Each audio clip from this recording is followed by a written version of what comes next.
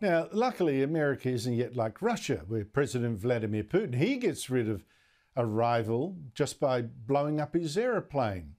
Now, America is much more civilised under Democrat President Biden. It's civilised enough to just try to get rid of rival Donald Trump by dragging him into a New York court again.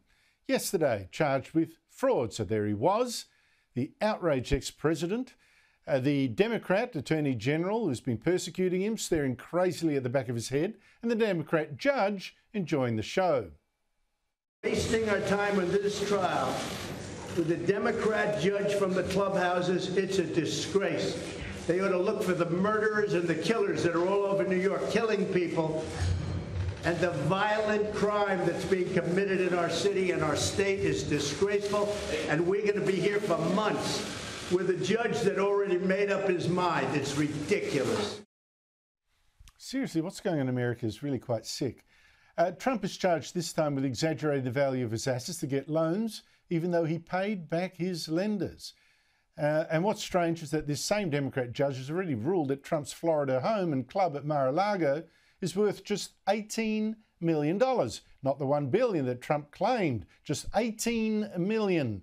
When in fact, the much smaller property close by with just one ocean frontage, not two, is on the market for $200 million. Joining me from New York is commentator and filmmaker Ami Horowitz.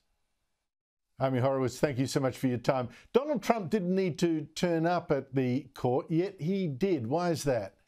Yeah, look, it's very interesting. This case, I mean, first of all, the fact that we are weaponizing, the law is a very, very troubling thing from a perspective of how we're going to move forward and how we're going to cross over this political divide. Lawfare is not a good tool to be using in the United States. Having said that, it's interesting because there's a divergence between his personal self-interest and his political self-interest. And it's very interesting. Since the judge already found him guilty, the verdict came in that he was guilty. Right now, it's how punitive is it going to be for him financially, right? This is what's coming down to. It is in Donald Trump's personal self-interest to make as nice as possible to the judge, right? To get him to try to reduce whatever the punishment is going to be. But it is in his political self-interest to, as he has been doing, make a huge debate out of this, push this forward, accuse him, the judge of being a Democratic operative. Some of that, by the way, is true. So it's really interesting to see exactly which way he's going to go, although my guess is, Andrew, you probably know what he's actually going to do. I think so too. But, once again, I mean, it's tough, isn't it? Like, it seems that he did inflate the values of his property, but then I have to ask you whether this case would have got this far had he not been running for president. No, obviously not, because this is a case where there's no injured party, right? None of the banks that he supposedly defrauded have pushed through a fraud case. They got paid all their money back, right? It's Letitia James in New York State, which just picked up the ball that nobody handed them and went forward with this. Look, as far as it goes to the inflation of the value of his properties, here's the thing, is that when you have properties, when you have a company that is brand related, it is very hard, it is very subjective as to what that value is, what the value of the actual property versus the brand he's bringing in. These things are very difficult to do under the best of circumstances, right? Certainly not when it has the complication, the complexity of Trump involved. So look, it's a bizarre thing. Like I said before, this is lawfare, straight up. Now, Ami, we've talked about this before, but the US immigration crisis, it just gets so, worse and worse. It's unbelievable. You've got now more than 250,000 illegal immigrants crossed just the US border with Mexico last month.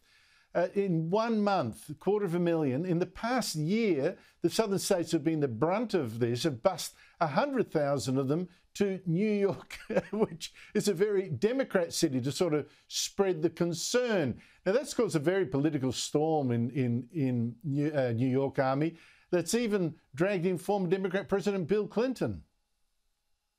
Yeah, this is so interesting. And by the way, yeah, I have a feeling we're going to be talking about this a lot more going forward, right? This won't be the last time we're going to be discussing this for sure. But look, I said it before. It's the idea that the southern governors had, particularly Florida and Texas, to bus the illegals up to blue cities and blue states was absolute stroke of brilliance. And not just from perspective of political theater, it's actually having real world ramifications in terms of the political process and how the leaders of these states and cities are actually viewing immigration now as opposed to how they did before, because now they're feeling the actual brunt of it. Most recently is Governor Hochul of New York, who of course kept going back and forth about how the border is closed. It's not true the border's open. And now guess what? She's changed her tune. And in a recent speech that she gave, now you had to sift through the stupid, right? She did a thing like blame Republicans for the border. She said that they literally said all of the illegals coming in are coming into New York. Now, New York's only had about 150,000 total in the city, where, as you said before, the southern states had 250,000 just last week. So obviously that isn't true. But she has finally come to admit and said, this isn't working. The border is open. And guess what? It has to be closed. We can't allow everybody to come in, even though she and the Democratic Party made New York City a sanctuary city specifically to say, hey, guys, come on in. Maybe that's the difference between the left and conservatives. Conservatives look at the consequences. The left must look at them when they're finally pushed in their faces. Joe Biden is looking so old and frail and confused now, Ami, that it looks almost impossible for him to run again in next year's election. I think there's a consensus now about that. Interesting that there are reports that Michelle Obama, wife of the former president, could run in his place. How likely does that look? Now, you and I have been ahead of the curve on this one, right? Look, Joe Biden, he seems to get older sentence to sentence. That's how quickly this is happening. First of all, for Michelle Obama to run, she has to get off of Steven Spielberg's $250 million yacht in Portofino that she's hanging out there with him and Tom Hanks. So she's got to make that decision. But what's interesting was actually President Obama was asked about it, and he didn't say no. He was silent on it, right? You would have thought he would have said, absolutely not. That's crazy. He didn't say that. And I was looking through an interview that Michelle Obama did with just a few months ago. And she was asked about it. And she said these words. She said, I never said I was going to run. That does not seem like a flat out denial to me. So look, they have to pick a black woman. Just ask Gavin Newsom, who had to pick the most leftist black woman in America. And we all know it's not going to be Kamala Harris, because I don't know if polling goes negative, but that's where she's at. She's at negative numbers on polling. So it can't be her. What other black woman could it be? I don't know. Michelle Obama could be. Well, I think I've heard even rumours that there's been talks between the Biden camp and the Obama camp. I don't know if that's true, but we shall see. Ami Horowitz, thank you so much for your time. Always a pleasure.